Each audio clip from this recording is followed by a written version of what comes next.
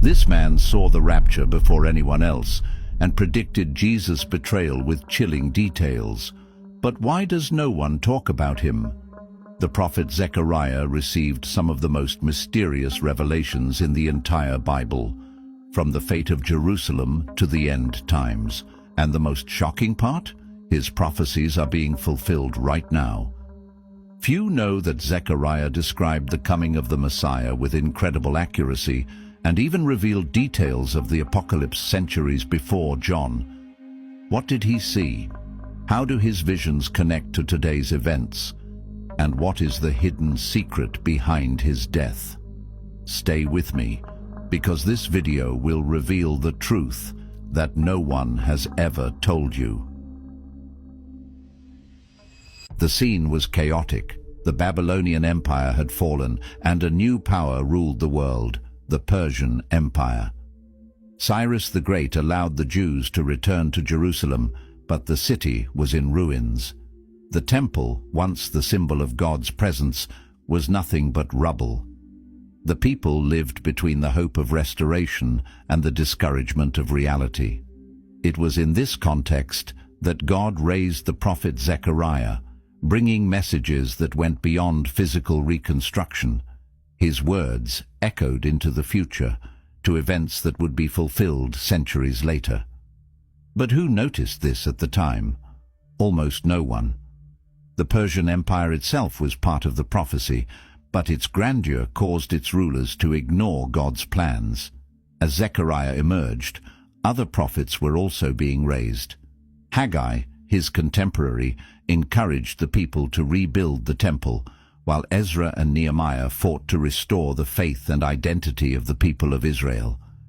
But there was something peculiar about Zechariah.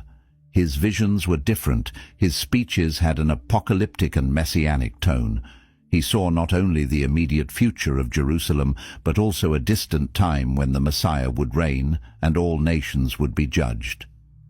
Among the prophets of that period, Zechariah stood out for revealing mysteries that continue to intrigue scholars and theologians to this day. Did you know that the name Zechariah means "the Lord remembers"? But what did he remember? The covenant made with Abraham, the promise of a Savior, or the final destiny of Jerusalem? Zechariah was not just any prophet. From birth, his lineage already indicated that he was destined for something great. He was the son of Berechiah and grandson of Iddo, Zechariah 1:1, belonging to a priestly family. This means that, in addition to being a prophet, he was also a priest, a combination that is extremely rare in biblical history. While other prophets emerged from different tribes and backgrounds, Zechariah was already immersed in religious service from childhood.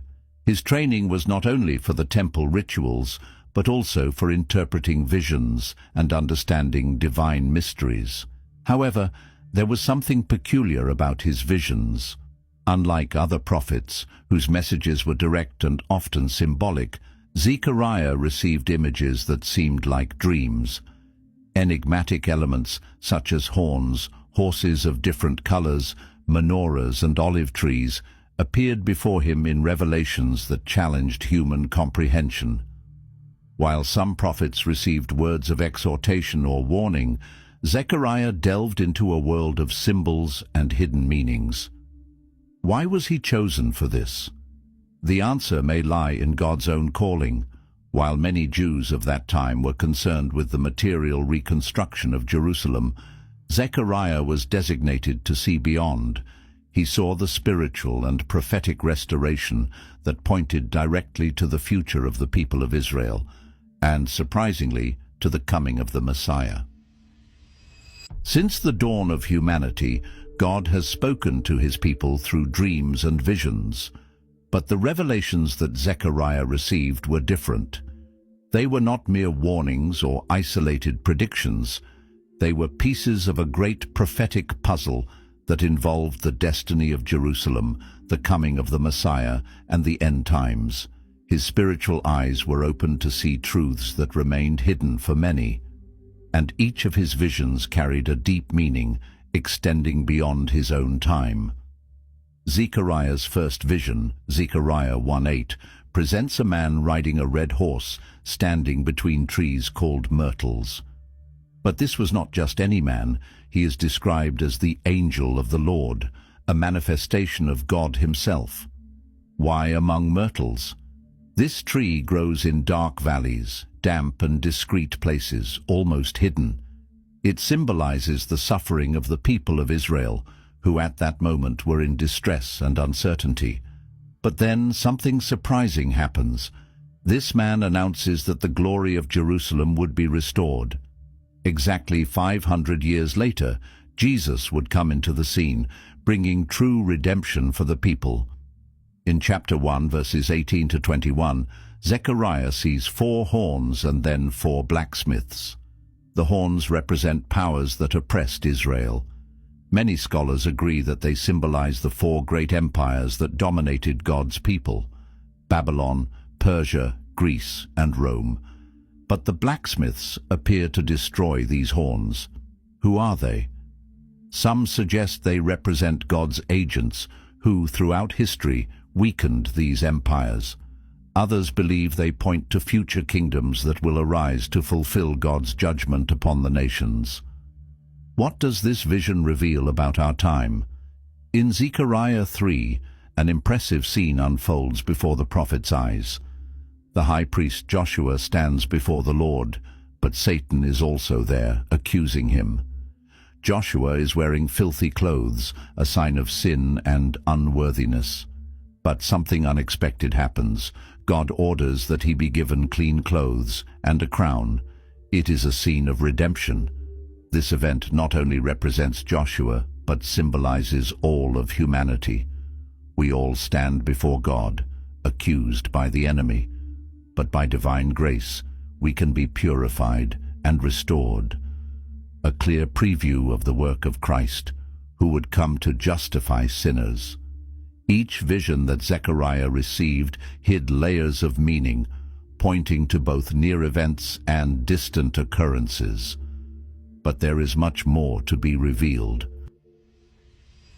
Many are familiar with the prophecies about the Messiah in the books of Isaiah and Daniel, but few know that Zechariah also brought impressive revelations about the coming of Christ. He not only announced details of Jesus' first coming, but also revealed aspects of his rejection, suffering, and future glorification. His words were like pieces of a great puzzle, which would only make sense centuries later when the Gospels were written. In Zechariah 11:12-13, God speaks about a rejected shepherd whose wage is valued at 30 pieces of silver. This amount, according to the Mosaic law, Exodus 21:32, was the price of a wounded slave, a humiliating payment. The text continues to say that this money would be thrown into the temple and given to a potter. What happened centuries later? Judas Iscariot betrayed Jesus for exactly 30 pieces of silver, Matthew 26:14-15. And when he realized his mistake, he threw the money in the temple, and the priests used it to buy the potter's field, Matthew 27:3-7. The precision of this prophecy is simply astounding. In Zechariah 9:9 it is written, "Rejoice greatly, O daughter of Zion. Shout, O daughter of Jerusalem. Behold, thy king cometh unto thee. He is just, and having salvation, lowly, and riding upon an ass, and upon a colt, the foal of an ass." A scene that was literally fulfilled when Jesus entered Jerusalem, acclaimed by the people, riding on a donkey, Matthew 21:1-9. But why a donkey? In the culture of the time, kings entered cities riding horses when they came for war, but rode donkeys when they came in peace. Jesus was announcing his kingship, but at the same time revealing that his first coming was to save, not to judge. Zechariah also refers to the Messiah as the branch. Zechariah 3:8, a title that points to the Davidic lineage and the mission of Christ as the restorer of Israel. But there is something even more impressive. In Zechariah 12:10, God says that one day Israel will look upon him whom they have pierced and mourn for him. John 19:37 confirms that this prophecy was fulfilled when Jesus was crucified and his side was pierced by the Roman soldier's spear. Zechariah not only predicted the coming of the Messiah, but described details of his rejection and suffering in a surprising way. However, his visions went beyond that. He also revealed events that have not yet been fulfilled. Many think that only the book of Revelation and Daniel's visions speak about the end times. However, Zechariah also received surprising revelations about the final events of humanity. His words describe the great battle that will take place in Jerusalem, the glorious return of the Messiah, and the divine judgment upon the nations. The details of his prophecies are so intense that when compared with other eschatological texts in the Bible, it is clear that Zechariah saw the end of the times with an impressive clarity. In Zechariah 14:2, it is written that all nations will gather against Jerusalem. This scene directly echoes the descriptions of the great final war, known as Armageddon, Revelation 16:16. The prophet saw a time when the holy city would be taken, its houses plundered, and its people oppressed. This event has not yet happened, but connects with other biblical prophecies, indicating that before Christ's return, Jerusalem will go through a period of great tribulation. One of the most striking moments in Zechariah's prophecies is in chapter 14, verse 4. "And in that day his feet shall stand upon the Mount of Olives, which is before Jerusalem on the east, and the Mount of Olives shall cleave in the midst thereof." This event is directly linked to the return of Jesus, for it was exactly on this mountain that he ascended to heaven after his resurrection, Acts 1:9-12. The angels announced that he would return in the same way he ascended. Zechariah confirms that, on the day of the Messiah's return, the very ground will split in response to his glorious presence. In Zechariah 14:12, there is a terrifying description of God's judgment against his enemies. The text speaks of a plague that will consume the flesh of the invading armies while they are still standing, instantly corroding their eyes and tongues. This scene is eerily similar to the descriptions of the final judgment in Revelation 19:11-21, when Christ returns as King of Kings to destroy those who rise against him. Zechariah's prophecies not only confirm what has been revealed in other biblical texts, but they also add unique details about the end events. But there is a mystery that still intrigues scholars and theologians to this day. Among the prophets of the Old Testament, few had such an enigmatic end as Zechariah. Unlike Isaiah, who tradition says was sawed in half, or Jeremiah, who was possibly stoned in Egypt, the final fate of Zechariah remains shrouded in mystery. What happened to him? Was he killed because of his visions and warnings, as happened with so many other messengers of God? An intriguing clue arises in the Gospels.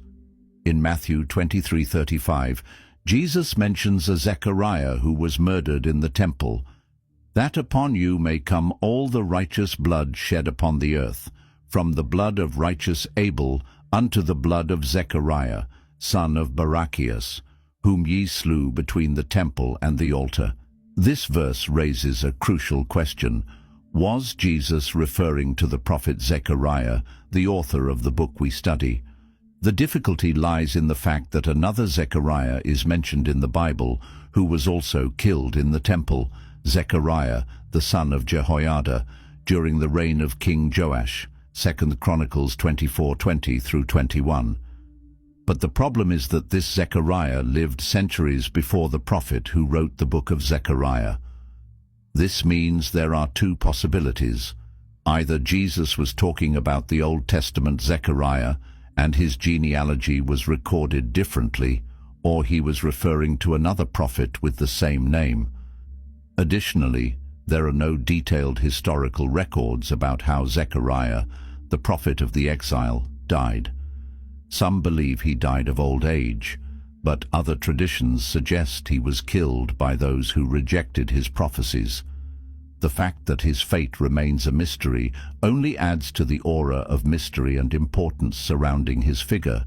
The only certainty we have is that his legacy endured. His words echo not only in the Old Testament, but also in prophecies about the Messiah and the end times. If you've made it this far, you've already realized that Zechariah was not just any prophet. His visions, prophecies, and even the mystery of his death make him one of the most intriguing figures in the Scriptures. And all of this points to something much greater: the fulfillment of God's plans for humanity. So, if you want to continue uncovering the hidden mysteries of the Bible and understand how they connect to our days, subscribe to the channel now and activate notifications. This way, you won't miss any new deep studies on the Scriptures.